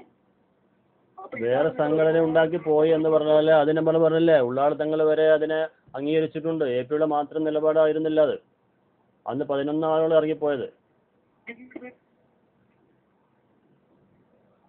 അതിലൊന്നും ഒരു കാര്യമില്ല. അങ്ങനെ ആ വാദങ്ങളെ കുറിച്ച് സംഘടനാപരമായ രൂപത്തിലിരിക്കുന്ന ഭിന്നിപ്പോലാണ്. അതിനെക്കുറിച്ച് നമ്മൾ ചർച്ച ചെയ്തിട്ട് കാര്യമില്ല. അത് നമ്മുടെ വിഷയമല്ല. അത് അതിൻ്റേതായിരിക്കുന്ന വേദികളിൽ അതിൻ്റേതായിരിക്കുന്ന ആളുകൾ, അത് വേറെ വിഷയം. അത് നമ്മൾ ഇത്രയും കാലം നമ്മൾ കേരളത്തിൽ ചർച്ച ചെയ്തിരിക്കുന്ന വിഷയമാണ്. പിളർപ്പ് മുതൽ അന്ന് മുതൽ ഇന്ന് വരെ ചർച്ച ചെയ്യപ്പെട്ടിരിക്കുന്ന വിഷയമാണ്. അതിനെക്കുറിച്ചല്ല നമ്മുടെ തർക്കം. നമ്മളിവിടെ തർക്കം നടക്കുന്ന ഷെയർ മുബാറക്കുമായി ബന്ധപ്പെട്ടിട്ടാണ്. പക്ഷെ ജലീൽ ഭായി, അവിടെ എന്താ പ്രശ്നം എന്താണ് കിടക്കുന്നത്? നിങ്ങൾ ഫേസ്ബുക്കിൽ അടിക്കുന്ന ഓരോ പോസ്റ്റുകൾ അത് ഞാൻ കാണപ്പെടുന്നു. ഞാൻ ആ പോസ്റ്റ് കാണുമ്പോൾ അതിൽ കാണുന്നത് ശരീഅത്ത് വിവാദത്തിൽ പല തെറ്റായ തീരുമാനങ്ങളും പ്രതിനിധികളും അങ്ങനെയൊക്കെയാണ് സംഘടന ഭിന്നിച്ചതെന്ന് എഴുതുമ്പോൾ ആരാണ് തെറ്റായ തീരുമാനം എടുത്തത്? അന്ന് ഇ കെ ഉസ്താദാണ് അതിന് തലപ്പത്തിരിക്കുന്നത്. അപ്പൊ ഇ കെ ഉസ്താദാണ് ആ യോഗത്തിൽ അത് പറയുന്നതും ആ യോഗത്തിൽ പങ്കെടുക്കുന്നതും. അപ്പൊ എന്തുകൊണ്ട് നിങ്ങൾ ഇ കെ ഉസ്താദിന്റെ പേരാണ് ഇതാ നിങ്ങൾക്ക് ഭയം? അതേ സ്ഥാനത്ത് പേരെഴുതാതെ അദ്ദേഹത്തിനെ വിമർശിക്കുകയും ചെയ്തു. അപ്പൊ അത് കാണുമ്പോൾ അതായത് നമ്മളവിടെ വ്യക്തിപരമായിട്ടല്ല സംഘടനാപരമായിട്ടാണ് വിമർശിക്കുന്നത്. സംഘടനാപരമാകുമ്പോൾ വിമർശനങ്ങളും ഉണ്ടാവും. അവിടെ ഉസ്താദാണ് മറ്റാണെന്ന് നോക്കിയിട്ട് കാര്യമില്ല. അത് സ്വാഭാവികമാണ്. കാരണം പ്രധാനമന്ത്രിയെ നേരിട്ട് പോയിട്ട് ശരീഅത്ത് വിവാദത്തില് പ്രധാനമന്ത്രിയെ നേരിട്ട് കണ്ടുപോയിക്കൊണ്ട് സമസ്തയുടെ തീരുമാനം അറിയിക്കുക എന്നുള്ള തീരുമാനത്തിൽ നിന്ന് പെട്ടെന്ന് മാറി ഏകപക്ഷീയമായ ഒരു നിലപാടിലൂടെയാണ് അന്ന് അവിടെ ഇങ്ങനെ മറ്റേ കോഴിക്കോട് പരിപാടിയിൽ പങ്കെടുത്തത്. അങ്ങനെ പ്രശ്നങ്ങളുണ്ടായത്. അതിനാണല്ലോ ജലീൽ ഭായി പ്രസിഡന്റിനും സെക്രട്ടറിക്കും പിന്നെ അവർക്കൊരു അധികാരമുള്ളത്. അപ്പൊ പ്രസിഡന്റും സെക്രട്ടറിയും അതും ആര് കണ്ണിയത്ത് ഉസ്താദും ഷംസുൽ ഇ കെ ഉസ്താദ് ഔലിയാക്കളാണ്. ഇല്ല, അങ്ങനെ ഒരു തീരുമാനം ഉണ്ടായിട്ടില്ല. നിങ്ങൾക്കെന്ന് അറിയുന്നല്ലേ? അല്ല, അങ്ങനെ ഒരു തീരുമാനം ഉണ്ടായിട്ടില്ല. അങ്ങനെ സംസ്ഥ എന്ന് പറയുന്ന ഒരു പ്രസ്ഥാനത്തിന് അങ്ങനെ മുന്നോട്ട് കൊണ്ടുപോകാൻ കഴിയില്ല. അത് അവർ മനസ്സിലാക്കിയതുകൊണ്ടാണ് അതിന് പ്രശ്നങ്ങൾ ഉണ്ടായിട്ടുള്ളത്. അതാണ് പറഞ്ഞത്. അതിനെക്കുറിച്ച് നമ്മളിവിടെ ചർച്ച ചെയ്യേണ്ട വിഷയമല്ല. പിന്നെ അവസാന കാലത്തും ശംസുൽ ഉലമ എന്തുകൊണ്ട് സമസ്ത ഒന്നാകണമെന്നുള്ള തീരുമാനത്തിലെത്തി? ചന്ദ്രികയിലെ ഒരു ലേഖനം എഴുതിയതാണല്ലോ, ഐക്യപ്പെടണം എന്ന് പറഞ്ഞിട്ട് ശിഹാബ് തങ്ങൾ അതിനെ മുൻകൈയെടുത്തു. അപ്പോഴും ആ ശിഹാബ് തങ്ങളെ അതിനെ തടഞ്ഞുകൊണ്ട് അവിടെ പോകുന്നതിനെ കുറിച്ച് വിലക്കിയിട്ടും ശിഹാബ് തങ്ങൾ പങ്കെടുത്തു. പിന്നെ ആ ചർച്ചയുമായിട്ട് ആരും മുന്നോട്ട് കൊണ്ടുപോകാൻ ഉണ്ടായിട്ടില്ല. അപ്പോൾ അതെല്ലാം നമ്മൾ മനസ്സിലാക്കണം. എന്തുകൊണ്ട് ശംസുൽ ഉലമ ഐക്യപ്പെടണമെന്ന് ഉദ്ദേശിച്ചത്?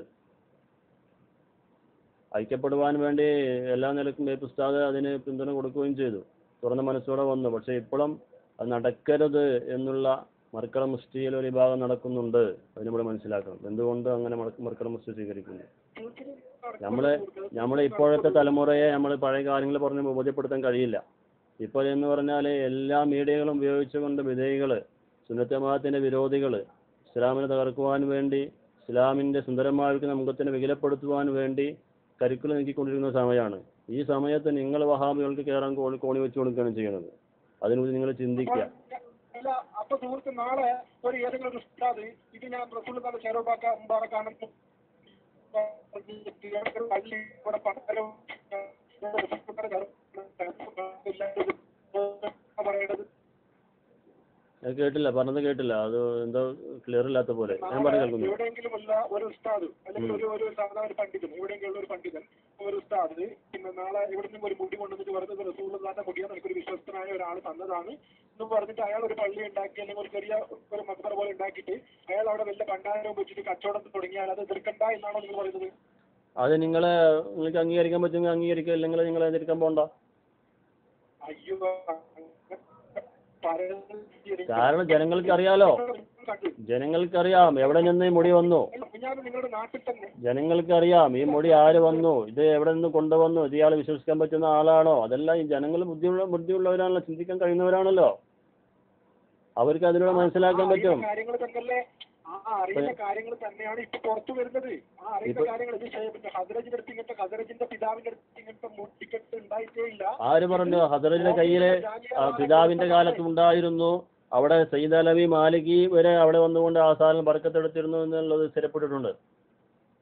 25 കൊല്ലത്തോളം ഇവിടെ ജോലി ചെയ്തിരുന്ന മണ്ണാർക്കാടിൽ അവിടെ കുമരംപുത്തൂർ കാളി അവര് പറഞ്ഞിട്ടുണ്ട് ഇവിടെ ജോലി ഇവിടെ സയ്യിദ് അലവി മാലിക് വന്നിട്ട് ഇവിടുന്ന് ബർക്കത്തെടുത്തിരുന്നു എന്നുള്ളത്. അങ്ങനെ അനുഭവസ്ഥര് പറഞ്ഞിട്ടുണ്ട്. ഇനി കൂലിയാളിനോട് വരെ, കൂലിയാളിന്റെ കുടുംബക്കാരെന്താ പറഞ്ഞത്? നിങ്ങൾ ഈ വിവാഹത്തിൽ പിന്മാറണം എന്നാ പറഞ്ഞത്. എന്ത് നിങ്ങൾ അതിനെ കുറിച്ച് മനസ്സിലാക്കാത്തത്? നാളെ കൂലിയാട് ഉസ്താദ് തന്നെ ഈ ഭാഗത്തിൽ നിന്ന് പിന്മാറണമെന്ന് പറഞ്ഞാൽ നടക്കുമോ? കാരണം എന്തെന്നാൽ ഇതിൽ വ്യക്തമായ തെളിവുകൾ പുറത്തു വന്നത് ജാലിയാണെന്ന് പറയാൻ ഒരാള് ബോംബക്കാരനാണ് ഹദ്രജി കൊടുക്കുന്നത്. ഹദ്രജി അത് കറക്റ്റ് മർക്ക സമ്മേളനം തരണമെന്ന് പറഞ്ഞുകൊണ്ട് അവർ കൊണ്ട് കൊടുത്തു എന്നുള്ള നിലയിലാണ്. അതെല്ലാം ഇപ്പൊ വന്ന വാർത്തയല്ലേ, അതിനെല്ലാം ജസ്റ്റ് എവിടെ നമുക്ക് ഇവിടെ പരിശോധിക്കാം. അവിടെ ചർച്ച നടക്കുന്നുണ്ട്, നിങ്ങൾ വരാം, നമുക്ക് അതിനെക്കുറിച്ച് പിന്നീട് ചർച്ച ചെയ്യാം. ഇപ്പൊ വന്ന് ഏറ്റവും ലേറ്റസ്റ്റ് ആയി വന്നിരിക്കുന്ന ന്യൂസാണത്. നീലമസികളെ പോലെ അതുപോലത്തെ ഒരു പ്രശ്നമാണ്. അതുപോലത്തെ വേറെ പ്രശ്നമാണ് നിങ്ങൾ അതിന്റെ സൈറ്റിൽ അടിച്ചത്. അതുകൊണ്ടാണല്ലോ നിങ്ങൾ എന്നെ വിളിക്കാനും കാരണം. പിന്നെ ഈ സിറാജ് പേപ്പറിൽ വന്ന കൂലിയാട് ജനങ്ങളിൽ സമ്മേളനത്തിൽ പങ്കെടുത്തിട്ടേ ഇല്ല. അതിപ്പോഴും സ്ഥിരപ്പെട്ടത് നമുക്ക് ബോധ്യപ്പെട്ടിട്ടില്ല. നിങ്ങളുടെ ചിത്രം വെച്ചു എന്നല്ലാതെ നിങ്ങളാ അത് അതിന് വ്യക്തമായ തെളിവ് നിങ്ങൾ കൊണ്ടുവരണം. ഒന്നുകൂടി വ്യക്തമായ തെളിവ് കൊണ്ടുവരണം. വ്യക്തമായ തെളിവുകൾ ഒന്നുകൂടി കൊണ്ടുവരണം. സനദില്ല ഒന്നും പറയാൻ പാടില്ല. നിങ്ങൾ സനത് കൊണ്ടുവരണം. അതിനെ കുറിച്ച് ഒരു പേപ്പറിലും അതിനെ കുറിച്ച് ന്യൂസ് വന്നിട്ടില്ല. സിറാജ് പേപ്പറിൽ പ്രവർത്തിക്കുന്ന ആളാണ് നിങ്ങളുടെ ഫേസ്ബുക്കിലുള്ള നിസാർ എന്ന് പറയുന്ന ആള്. അദ്ദേഹത്തിന് അതിന്റെ ഫുള്ള് ലിങ്ക് കൊടുത്തു. അദ്ദേഹം പറഞ്ഞു ഞാൻ സിറാജിന് ബന്ധപ്പെട്ടവർക്ക് ഇത് എത്തിക്കും എന്ന് പറഞ്ഞിട്ട് അദ്ദേഹത്തിന് ഞങ്ങൾ ഫുൾ തെളിവ്, ഏത് പാസ്പോർട്ടിലെ സീല്, ഇൻവിറ്റേഷൻ ലെറ്റർ, വിസയുടെ കോപ്പി, അവിടെ നിന്ന് അടിക്കുന്ന പാസിന്റെ പിന്നെ സീല്, എല്ലാ തെളിവുകളും ഞാൻ അദ്ദേഹത്തിന് കൊടുത്തിട്ടുണ്ട്. അതുപോലെ രാമന്തളിയുടെ കസിനും കൊടുത്തിട്ടുണ്ട്. നിങ്ങളുടെ റൂമിൽ തന്നെയുള്ള രാമന്തളിയുടെ കസിനും കൊടുത്തിട്ടുണ്ട്. ഈ രണ്ട് തെളിവ് ഞാനത് നിങ്ങളുടെ ഞാനത് നിങ്ങളുടെ നമുക്ക് അവിടെ പാസ്പോർട്ടിന്റെ സീലും മറ്റൊന്നല്ല വേണ്ടത്, പരിപാടിയിൽ പങ്കെടുത്തു എന്നുള്ള ആധികാരികമായിരിക്കുന്ന രേഖയാണ് വേണ്ടത്. ഏൽപ്പിച്ചാൽ ഒരു പരിപാടിക്ക് പങ്കെടുത്തു പോയാൽ അതിന്റെ വാർത്ത വരും, എല്ലാ പേപ്പറിലും വരും, അതിന്റെ ചിത്രങ്ങൾ വരും, അതിന്റെ വീഡിയോ വരും, പ്രസംഗിക്കുന്ന എല്ലാവരും. ചിത്രം ഒരേ ഒരു ചിത്രമാണ് കാണുന്നത്. നിങ്ങളെന്താ പ്രസംഗിക്കുന്ന ഇതൊന്നും ഇത്രയും വിവാദം നടന്നുകൊണ്ടിരിക്കുമ്പോൾ നിങ്ങൾ സ്വാഭാവികം ചിന്തിക്കണ്ടേ? അതിനെക്കുറിച്ച് പ്രശ്നങ്ങളുണ്ടാകും. അതുകൊണ്ട് നിങ്ങൾ മുൻകരുതലെടുത്തുകൊണ്ട് വീഡിയോ കൊണ്ടുവരണം, ചർച്ചകൾ കൊണ്ടുവരണം. അവിടെ വെച്ചുകൊണ്ട് അലി ജുമയെ നിങ്ങൾ കണ്ടു എന്ന് പറഞ്ഞു. അലി ജുമയുമായി സംസാരിച്ച സംഭാഷണത്തിന്റെ വീഡിയോ ക്ലിപ്പുകൾ കൊണ്ടുവരണം. ഇതൊക്കെ എന്താണ്? ഇത് വെള്ളരിക്കപ്പെട്ടണാണോ? ജലീൽ ഭായി, ഞാൻ ആകെ ഒരു ഫോട്ടോയെ അവിടെ പേസ്റ്റ് ചെയ്തിട്ടുള്ളൂ. ആ ഒറ്റ ഫോട്ടോ പോസ്റ്റ് ചെയ്തപ്പോൾ തന്നെ നിങ്ങൾ അവിടെ കമന്റുകൾ നിങ്ങൾ ശ്രദ്ധിക്കുക. അവിടെ വന്നത് ഇയാളെ ഫോട്ടോ എടുക്കാനാണോ ജനങ്ങൾ സമ്മേളനത്തിൽ പോയത് എന്ന്. ഇനി ഞാൻ അവിടെ വീഡിയോവും മറ്റു ഫോട്ടോകളും അതൊക്കെ ചിന്തിക്കണം. അതൊക്കെ പറഞ്ഞല്ലേ, ഷെയറെ മുബാറക്കിനെ നിന്ദിച്ചു കഴിഞ്ഞാൽ അത് ദുനിയാവിൽ തന്നെ അനുഭവിക്കുന്നതിന്റെ വ്യക്തമായ സൂചനകളാണ് അതൊക്കെ. നിങ്ങൾ ചിന്തിക്കണം. കാരണം അയാൾക്ക് കുറച്ചും കൂടി ഇജ്ജത്ത് ഉണ്ടായിരുന്നു. കുറച്ച് ഇജ്ജത്ത് ഉണ്ടായിരുന്നു, അതിൽ കളഞ്ഞു കുളിച്ചു. എന്തിനതിൽ നിന്ന്? എന്തിനാ അത്രയും ബാലിശമായിരിക്കുന്ന വാദങ്ങൾ ഉന്നയിച്ച്? യുക്തിവാദികളുടെ മാർഗമാണ് വഹാബികൾ പോലും പറയാത്ത യുക്തിവാദികളുടെ മാർഗത്തെ പിൻവലിച്ച് എന്തിന് ഇത്രയും ബാലിശമായ വാദങ്ങൾ പറഞ്ഞുകൊണ്ട് വിവാദങ്ങൾ ഉണ്ടാക്കി? ഒരേ ഒരു വാദം, കോരിയാടിന്റെ ഒരേ ഒരു പിടിവാശി മൂലമാണ് ഇത്രത്തോളം വശലായിട്ടുള്ളത്. സാമാന്യ ബുദ്ധിക്ക് നിരക്കാൻ പറ്റില്ല എന്ന് പറഞ്ഞാണ് തള്ളിയത്. ചോദിച്ചതിൽ എന്താ?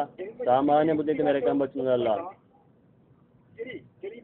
യുക്തിവാദവും വേണ്ട, ഒന്നും വേണ്ട, വാശിക്കും ഒന്നും വേണ്ട. റസൂലുള്ളാഹിന്റെ ആസാറുകളെ എണ്ണിക്കുകയും വേണ്ട. നമ്മൾക്ക് റസൂലുള്ളാഹിന്റെ ആ ഷേറെ മുബാറക്ക്, ഇപ്പൊ മർക്കത്തിലുള്ള ഷേറെ മുബാറക്ക് ടോർച്ച് ലൈറ്റ് അടിച്ചിട്ട് നേലുണ്ടോ നോക്കാൻ വേണ്ടി നിങ്ങൾ സമ്മതിക്കുക? ടോർച്ച് ലൈറ്റ് അടിച്ചിട്ട് നേലുണ്ടോ നോക്കാനോ? നോക്കാൻ വേണ്ടി നേലുണ്ടോ നോക്കാം. നേല് ഇല്ലാന്ന് സ്ഥിരപ്പെട്ട് നിങ്ങൾ അംഗീകരിക്കോ?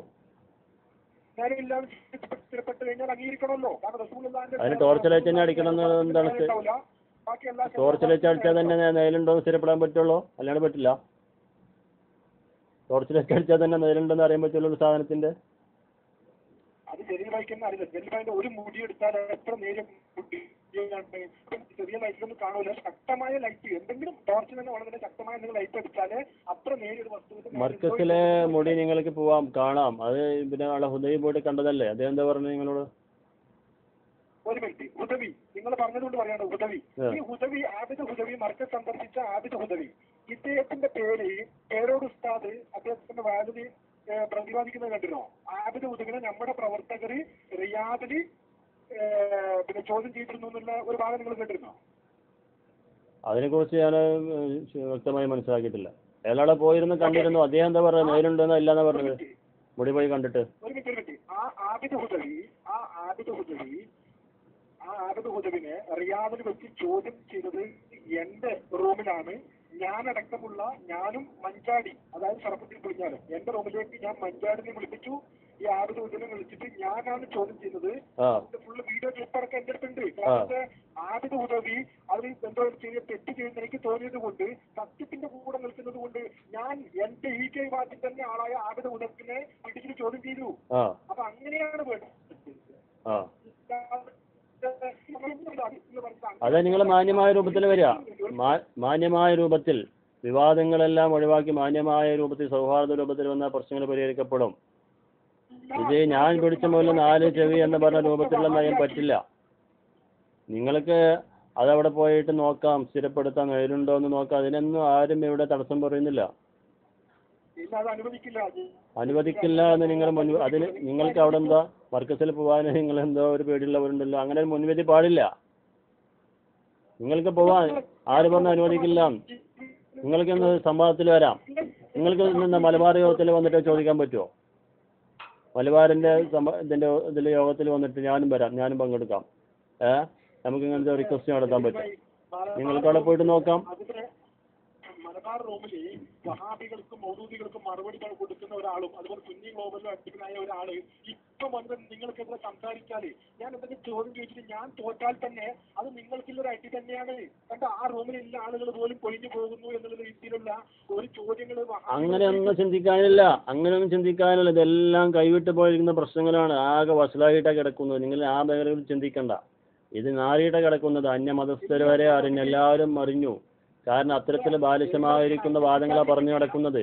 ഇനി വഹാബികൾ അറിയും, മറ്റുള്ളവരെ അറിയും. അങ്ങനെ നമ്മളെ തെറ്റായി ചിന്തീകരിക്കപ്പെടുന്നുള്ളൊരു അവസരവും ചിന്തിച്ചിട്ട് കാര്യമില്ല. കാരണം കുട്ടി ചത്തിട്ട് പിന്നെ ജാതകം നോക്കിയിട്ട് എന്താ കാര്യം?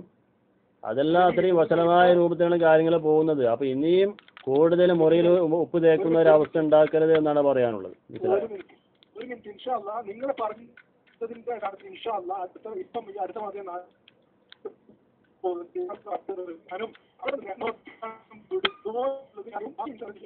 പിന്നെ എന്റെ കുട്ടി വല്ലാതെ കരയുന്നുണ്ട്. അതുകൊണ്ട് നിങ്ങൾ ഫ്രീയാകുമ്പോൾ വിളിക്കുക. ഞാൻ ഏത് സമയത്തും ഓക്കെ ഞാൻ എപ്പോഴും തയ്യാറാണ്. നമുക്ക് അതിനെ കുറിച്ചൊരു പ്രശ്നമല്ല ചർച്ച ചെയ്യാൻ. മനസ്സിലായോ? മാറ്റണം, തെറ്റിദ്ധാരണകൾ മാറ്റണം. കാരണം നമ്മുടെ പ്രധാനമായിരിക്കുന്ന വിഷയം നമ്മൾ വഹാബികളെ എതിർക്കുക എന്നുള്ള, അതുപോലെ വിധേയ കക്ഷികളെ എതിർക്കുക, അവരെ പ്രതിരോധിക്കുക എന്നുള്ളതാണ്. ഇപ്പൊ കാലഘട്ടം അനിവാര്യമായിരിക്കുന്ന കാര്യം. ശ്രദ്ധിക്കണം. പക്ഷേ ഇവിടെ നമ്മൾ ചിന്തിക്കേണ്ട കാര്യം നിങ്ങൾ മാത്രമല്ല, ഇവിടെ നെറ്റിലൂടെ കാണുന്ന ക്ലിപ്പുകളിലെല്ലാം ഏതെല്ലാം രൂപത്തിലുള്ള ആക്ഷേപങ്ങളാണ്. കാന്തപുരസ്താദിനെ കുറിച്ചല്ല, മുടിനെ കുറിച്ചാണ് ആക്ഷേപിക്കുന്നത്. സിനിമാ നടിമാരെ മുടികൾ എന്ന് പറഞ്ഞിട്ട് പറയുമ്പോൾ നമുക്കത് കണ്ടു നിൽക്കാൻ പറ്റുമോ? അപ്പോൾ സ്വാഭാവികമായിട്ട് നമ്മൾ പ്രതികരിക്കില്ലേ? അതെന്താ നിങ്ങൾ മനസ്സിലാക്കാത്തത്? കാന്തപുരത്തിനെ നിങ്ങൾ എതിർത്തത് പ്രശ്നമില്ല. നമ്മളതിന് ഇത്രയും കാലം കാന്തപുരം ഉസ്താദിനെ കുറിച്ച് പല വിവാദങ്ങളുണ്ടായിരുന്നു. പക്ഷേ കാന്തപുരത്തിന് നേരെ കല്ലെറിഞ്ഞിട്ട് എന്താ കാര്യമുള്ളത്? അത് മലന്ന് കിടന്ന് തൊപ്പുന്നത് പോലെ ഉണ്ടാവുള്ളൂ. അതിനെക്കുറിച്ച് നമുക്കൊരു വിഷയമല്ല. പക്ഷെ ഇവിടെ പ്രശ്നം എന്താണ്? റസൂലുള്ളാഹിന്റെ ആസാറിനെ നിഷേധിക്കുന്ന ഒരു കാര്യം, ഒരു സംഭവം ഉണ്ടായി. അതാണ് ഇവിടെ വിഷയം. അതാണ് നിങ്ങളും തമ്മിൽ ഇത്രയും പ്രശ്നങ്ങൾ വഷളാവാനുള്ള സാഹചര്യം ഉണ്ടായത്. അതിൻ്റെ മർമ്മം അവിടെയാണ്. അത് നമ്മൾ മനസ്സിലാക്കണം.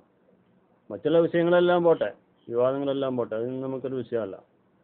നമ്മളതൊന്നും ഇവിടെ ഉദ്ധരിക്കുന്നില്ലല്ലോ. നമുക്കിവിടെ വിഷയം ഇതാണ്. കാന്തപുരസ്താദിനെ കയ്യിൽ കിട്ടിയതുകൊണ്ട് മാത്രം അതിനെ നിഷേധിക്കുന്ന ഒരവസ്ഥ ഉണ്ടാവരുത്. അതിൻ്റെ നിജസ്ഥിതി എന്താണ്, സത്യാവസ്ഥ എന്താണെന്ന് മനസ്സിലാക്കാൻ വേണ്ടി തയ്യാറാവണം. സത്യം ബോധ്യപ്പെടുത്താൻ അല്ലാഹു തആല നമുക്ക് തൗഫീഖ് ചെയ്യട്ടെ. ആമീൻ. പ്രാർത്ഥിച്ചുകൊണ്ട് ഞാൻ നിർത്തുന്നു. അസ്സലാമു അലൈക്കും വറഹ്മത്തുള്ളാഹി.